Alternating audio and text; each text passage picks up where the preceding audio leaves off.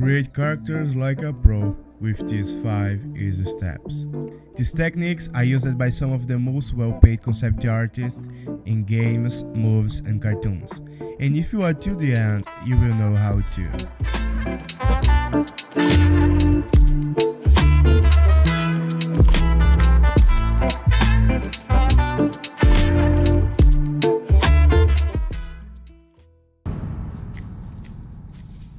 Every character comes from a simple idea, every one of them, and this idea is a briefing. The briefing can be a simple phrase, like a medieval soldier or a blonde girl, but you might imagine, doesn't that create a generic character? That's why briefings can include things like images, genres, and descriptive phrases. The function of a briefing summarized by expression or imagination with simple things. Imagine something like a warrior bug. This alone doesn't describe any specific character. It could be talking about Hollow Knight, Cabo from Bug Fables, or any other bug character out there. That's why professional studios are very descriptive. Photo references, color palette, character function, what we want and what we don't want section, and more. These descriptive texts are easy ways to describe what the artist should do and what to avoid. Macro and micro briefings are 2 different ways to manage these ideas. Macro defines the universe, general color palette, the style, and other general things.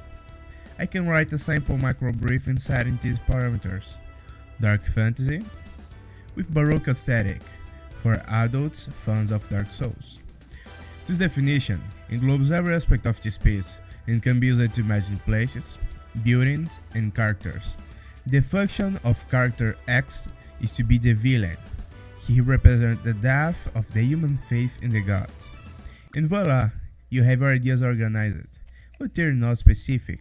You may want more details, and for that we're gonna use the micro too. Basically, it's the same thing but focusing on a specific point: the clothes, weapons, props, and what you feel is important for the character personality or the world building. So the first step to creating is start with a good briefing. And for a good briefing, you will need good references.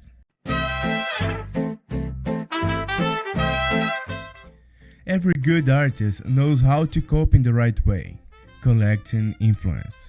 Da Vinci, Caravaggio, Araki, Pendleton Ward, every one of them studied, analyzed, and finally adapted references. The difference between copying and plagiarism is effort and ownership. Plagiarists don't create anything new. They're like viruses. They infect a creation, change its natural function, but don't create life. They kill it. Inspiration is like creating a new life. You take what you already have, combine it with this new DNA, these ideas that already exist, and then this new life will be in the oven. Maturing, growing, taking form in personality, and then a new life emerges from that lovely process. I would say creating new things from absolute zero is almost impossible, but you can improve things that exist. Stardew Valley came from Harvest Moon. Dark Souls is a mix of a couple of good ideas, but it's not exactly a copy of these things. It's a new life that took the best of them and changing its basic aspects. Even nature can be inspiration, and that's why I'm gonna use plants, bugs, and mushrooms to show my point. Everything can be your muse. Having visual references like moonboards are essential to amplify your imagination and your project standards. Here, I got these photos in Pinterest, and this program I'm using is called pureref. It's amazing, you can place 1,000 photos here or save different scenes. Just drag them here and you can organize them with simple shortcuts. For me, pureref are the best program to do that. You can get it for free by putting 0 in the price on their website or buying the program to support the creators. Link down below.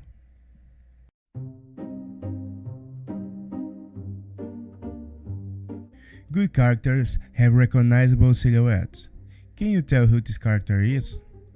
This pattern repeats in every media: games, cartoons, movies. That's why we start our drawing with silhouettes. Note that less stylized characters, clothes, hairs, props, and even pose are important parts of character design. The most important thing in this first step is to find interesting shapes, and for that, you must understand the basics of shape language. We have three basic forms: square, triangle, circle. Squares bring a sense of strength, like tanks or bodybuilders. They're often used to strong characters, like Johnny Bravo or Garen from League of Legends. But squares also pass an image of stability and integrity. Fighters usually have squared shapes in their body language. Triangles bring a sense of danger.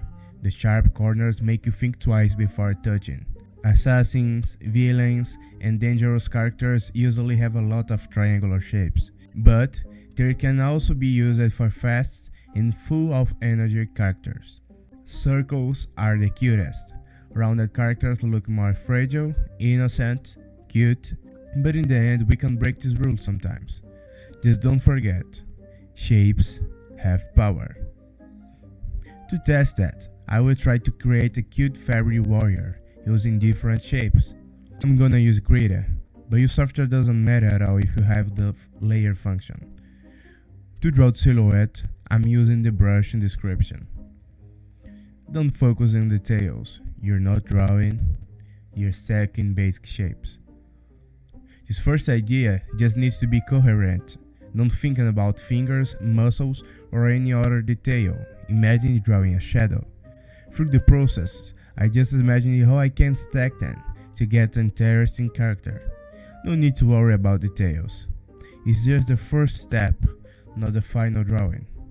You can use a lighter gray to separate some shapes inside the silhouette only. Pause this video for 60 seconds and try to draw your own silhouette too. I liked the first one. The circular shape for a warrior shows how we can use the psychology of forms to make it look more cute or innocent, but at the same time, creates a character that will be a strong warrior. After this process, you can go through two different paths: photo bashing or manual drawing. Some artists don't like photo bashing, but this technique is used by many professionals and well-paid artists around the world. They work for big studios like Disney, Ubisoft, and even more. Photo bashing allows you to create very fast concepts and increase your production volume. Plus, you don't need to be a good drawer to start working with concept art. You will find a market for you. Drawing the concept can be slower, but you have control to create every detail and mix different references as you wish. Be free to choose your path. Now, I'm going to develop it into a final concept, but not before talking about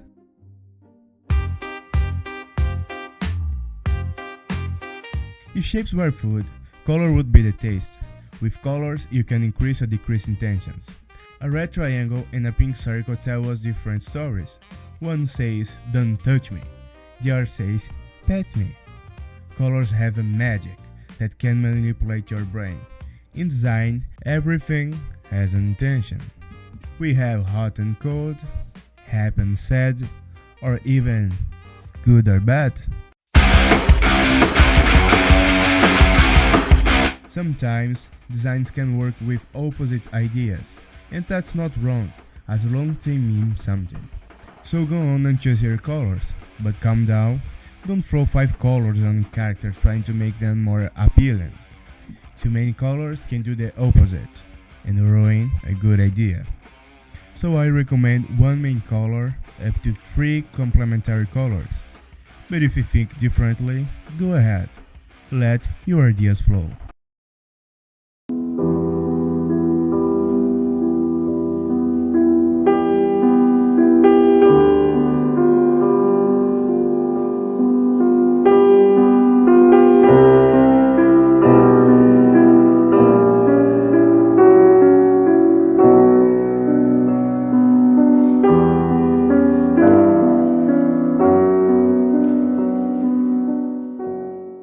Clothes can say a lot about you. Where you come from, how you express yourself, or what image you want to show to others. Usually, you're not going to see a man wearing a coat and a scarf in Brazil. The country is hot. People in Brazil wear fewer clothes and often vibrant ones. But if you go to colder countries, you will see more layers. Countries like French or Russia can be a reference for that. Clothes can also tell the history of a people. Embroidery, design, colors, accessories like quilts, they can indicate a character's cultural roots. So, if you want to create a great character, ask yourself, where does my character come from? What's his social position? Through history, some colors, fabrics, and symbols could only be used by small groups. Nobles, soldiers, priests. It's unrealistic to create a poor character in the Middle Age wearing a purple coat. Why? That color was the most expensive of them all. In these details, you can organize on your briefing. These basic aspects will be reunited to create a brand new idea, your next character. At the end of the day, just remember, you can break any of these rules for a specific intention, but try to create them well. Simple ideas create great characters.